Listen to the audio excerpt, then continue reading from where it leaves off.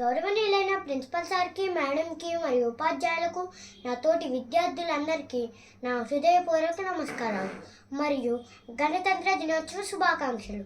ఈరోజు మనం 77వ గణతంత్ర దినోత్సవ వేడుకలను జరుపుకుంటున్నాము. ఇది కేవలం ఒక్క వేడుక కాదు, మన దేశం యొక్క గర్వానికి, ఐక్యతకు ప్రతీక. జనవరి 26న మనం గణతంత్ర దినోత్సవాన్ని జరుపుకుంటున్నాం. జనవరి 26, 1950న మన భారత రాజ్యాంగం అమలులోకి వచ్చింది. ఈరోజు మనకు స్వాతంత్రం ఇచ్చిన రోజు కాదు, మనకు మన చట్టాలు, మన పాలనను మనమే ఏర్పాటు చేసుకున్న రోజు. ఇది మన దేశ నిర్మాణానికి పునాది వేసిన రోజు. గణతంత్ర అంటే ప్రజల కొరకు, ప్రజల చేత జరిగే పరిపాలన అని అర్థం. మన రాజ్యాంగంలో మనకు కొన్ని ప్రాథమిక హక్కులను పొందుపరిచారు.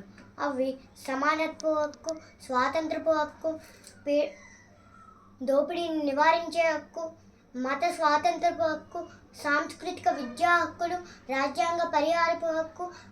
ఈ హక్కులను గౌరవిస్తూ మన కర్తవ్యాలను నిర్వర్తిద్దాం. జై హింద్.